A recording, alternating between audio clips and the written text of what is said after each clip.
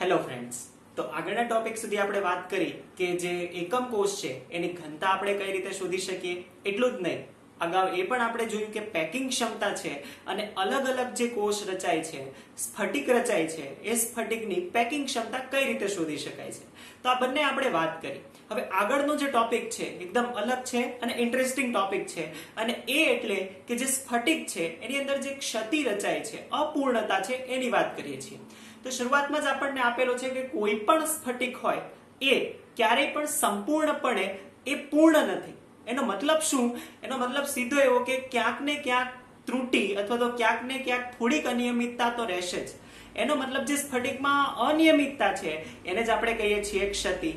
તો આપણે લખીએ કે આ જે ક્ષતિ છે અથવા તો અનિયમિતતા છે, ક્ષતિ અથવા તો અનિયમિતતા, એ શા માટે જોવા મળે, તો શા માટે આ રચાય છે, તો એની વાત આપણે કરી દઈએ કે અનિયમિતતા શા માટે આવે. તો પહેલા તો સ્ફટિકની વાત કરીએ. સ્ફટિક કઈ રીતે રચાશે? તો કે સ્ફટિકીકરણની જે પ્રક્રિયા છે, ક્રિસ્ટલાઇઝેશન પ્રોસેસ છે, એના દ્વારા સ્ફટિક રચાવાનો છે. નાનામાં નાનો સ્ફટિક એ રીતે રચાશે. હવે જે આ નાનામાં નાનો સ્ફટિક રચાય છે, ક્રિસ્ટલાઇઝેશન પ્રોસેસ એ રીતની હોય કે તમે પોર્સેલેન ડીશમાં એને ઓરડાના તાપમાને લાંબા સમય સુધી મૂકી રાખો તો પછી ધીમે ધીમે ધીમે એ ક્રિસ્ટલમાં કન્વર્ટ થાય. પરંતુ જો આપણે એવું કરીએ કે એ સમયે કોઈ વિદ્યાર્થી ઉતાવળ કરે અને એ દરમિયાન શું કરે કે એને તડકામાં સૂકવે એટલે કે વધારે ફાસ્ટ પ્રોસેસ થઈ જશે અથવા તો એને આપણે ગરમ કરવા માંડીએ, રાઈટ. આનો મતલબ એવો થયો કે પ્રોસેસ જે ધીમે ધીમે થવી જોઈતી હતી, ક્રિસ્ટલાઇઝેશન, એ ધીમે ધીમે નહીં થાય, એ અતિ ઝડપી થઈ જશે. અને એનો મતલબ કે જો સ્ફટિકીકરણની પ્રક્રિયા વધારે ઝડપથી કરવામાં આવે તો એની જે ચોક્કસ ભાત રચાય, સ્ફટિક રચાય, તો આપણે એવું કીધું હતું કે ચોક્કસ ભાત રચાવી જોઈએ, એ નહીં રચાય. એના સ્થાને શું રચાશે? તો આપણે એવું કહી શકીએ કે એના સ્થાને જે અનિયમિતતા છે એની અંદર આવશે અને ક્યાંક ક્યાંક ત્રુટી જોવા મળશે. તો શા માટે રચાય? તો આપણે રીઝન લખી દઈએ કે સ્ફટિકીકરણ પ્રક્રિયા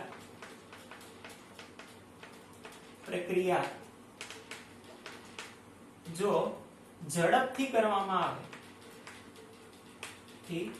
થાય તો શું થાય? તો સ્ફટિકીકરણ પ્રક્રિયા જો ઝડપથી થાય તો એની અંદર અનિયમિતતા આવે છે. તો સ્ફટિકમાં અનિયમિતતા આવે છે.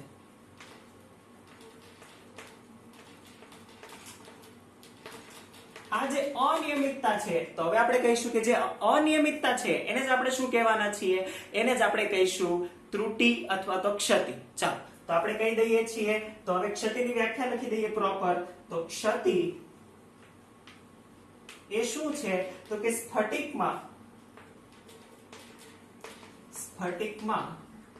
સ્ફટિકીકરણ દરમિયાન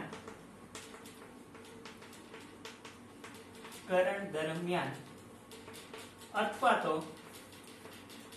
અન્ય કારણસર આવતી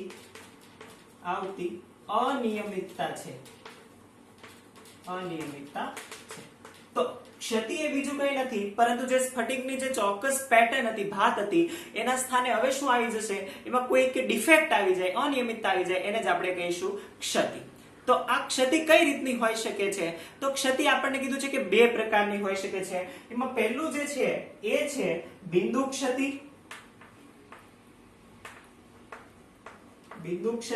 અને બીજું જે આપણને કીધું છે એ છે રેખા ક્ષતિ, right? Point defect and the line defect.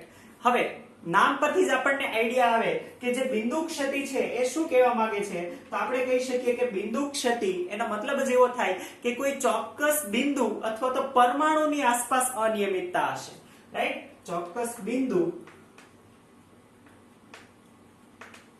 કે પરમાણુની આસપાસ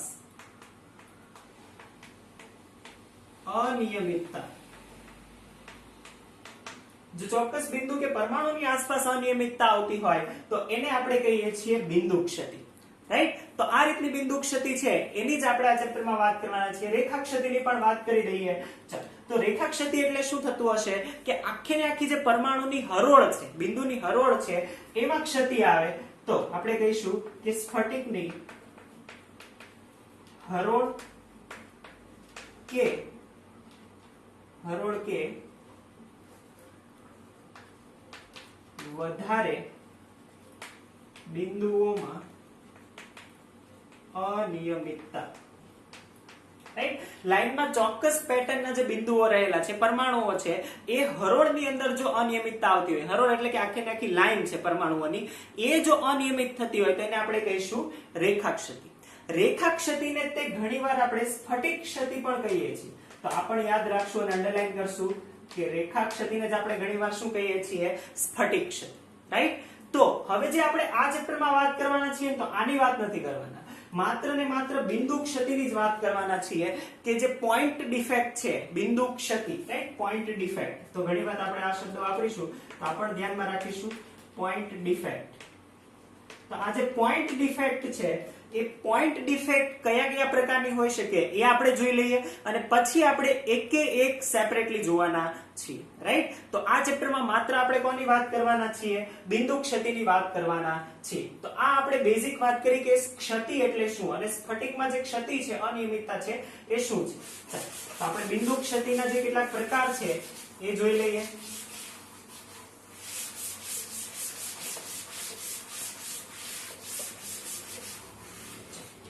તો આપણે કહીએ છીએ બિંદુ ક્ષતિના પ્રકાર.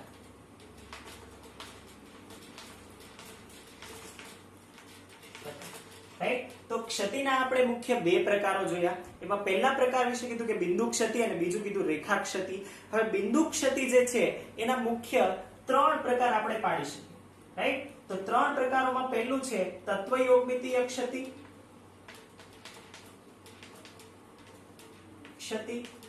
બીજું છે અશુદ્ધિ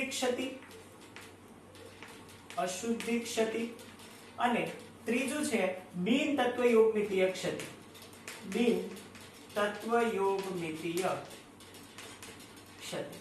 રાઈટ? તો આ ત્રણ પ્રકારો છે, બધાને આપણે સેપરેટલી પછીથી જોવાના છીએ, પણ અત્યારે બ્રીફમાં આપણે ચાર્ટ બનાવી લઈએ.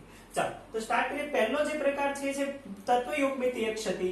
આ ક્ષતિને ઘણી વખત ઉષ્માગતિકીય ક્ષતિ પણ કહેવાય છે, ઉષ્માગતિકીય ક્ષતિ પણ કહેવાય છે, રાઈટ? અને આ જે છે એને મુખ્ય આપણે પાછા બે પ્રકારમાં પાડી શકીએ.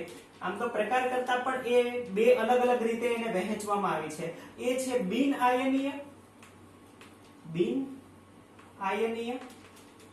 અને આયનીય ક્ષતિ, રાઈટ? જેમાં બિન આયનીય જે ક્ષતિ છે એમાં બે ક્ષતિની ફરીથી આપણે વાત કરીશું. પહેલી જે ક્ષતિ છે એને અવકાશીય ક્ષતિ, રિક્ત ક્ષતિ અથવા તો ખાલી ક્ષતિ કહેવાય છે. તો પહેલી જે ક્ષતિ છે એ છે રિક્ત ક્ષતિ અથવા તો અવકાશીય ક્ષતિ. અને બિન આયનીમાં જે બીજી છે એને આપણે કહીશું આંતરાલીય ક્ષતિ.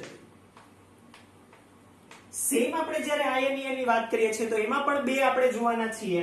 તો એમાં જે પહેલું છે એ છે શોર્ટકી ક્ષતિ. સેમ એ રિક્ત ક્ષતિ જેવું જ છે, શોર્ટકી ક્ષતિ, રાઈટ? પણ આયનીય ઘનમાં હોય તો એટલા માટે આપણે એને કહીએ છીએ શોર્ટકી ક્ષતિ. સેમ આપણે બીજું કહીએ છીએ એ છે ફ્રેન્કલ ક્ષતિ, રાઈટ? આ બંને મોસ્ટ ઇમ્પોર્ટન્ટ છે કેમ કે સૌથી અગત્યનો જે કોઈ ટોપિક હોય તો એ આ છે. અશુદ્ધિ ક્ષતિમાં આપણે કોઈ સેપરેટ જોવાના નથી ટોપિક, પણ એમાં આપણે ઉદાહરણો જોવાના છીએ.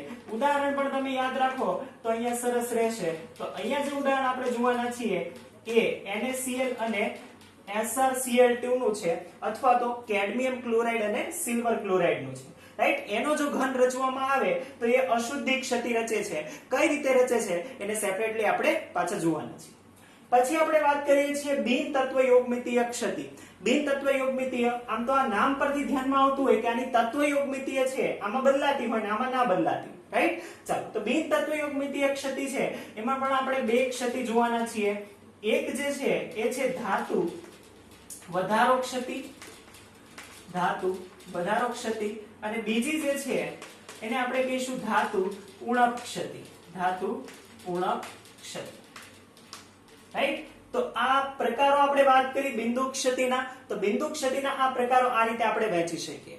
એકે એક જે ક્ષતિ છે એને ડીપલી આપણે ફરીથી જોવાના છીએ, રાઈટ? તો અત્યારે બ્રીફમાં આપણે આ ચાર્ટ એટલા માટે બનાવ્યો છે કે જ્યારે આપણે બધી ક્ષતિ જોઈ લઈએ તો સેપરેટલી ઇન્ડિવિડ્યુઅલી બધાને યાદ રાખવા માટે આ જે ચાર્ટ છે એ અગત્યનો થશે, રાઈટ? તો આ જે પ્રકારો છે એ પ્રકારો આપણે કીધા કે કોના છે? તો આ મુખ્ય 3 પ્રકારો આપણે કીધા જે બિંદુ ક્ષતિના છે, રાઈટ? ક્ષતિના મુખ્ય 2 પ્રકાર છે, પહેલો બિંદુ ક્ષતિ અને બીજો જે આપણે કીધો તો એ હતો રેખા ક્ષતિ અથવા તો સ્ફટિક ક્ષતિ, રાઈટ? જેની આપણે આ ચેપ્ટરમાં વાત કરવાના નથી, માત્ર આ જે અશુદ્ધિઓ અથવા તો ક્ષતિ છે એની આપણે વાત કરવાના છીએ, રાઈટ? તો અહીંયા બ્રીફમાં બધી જ ક્ષતિની આપણે વાત કરી, હવે ઇન્ડિવિડ્યુઅલી આપણે એક એક ક્ષતિ વિશે વાત કરશું. Thank you.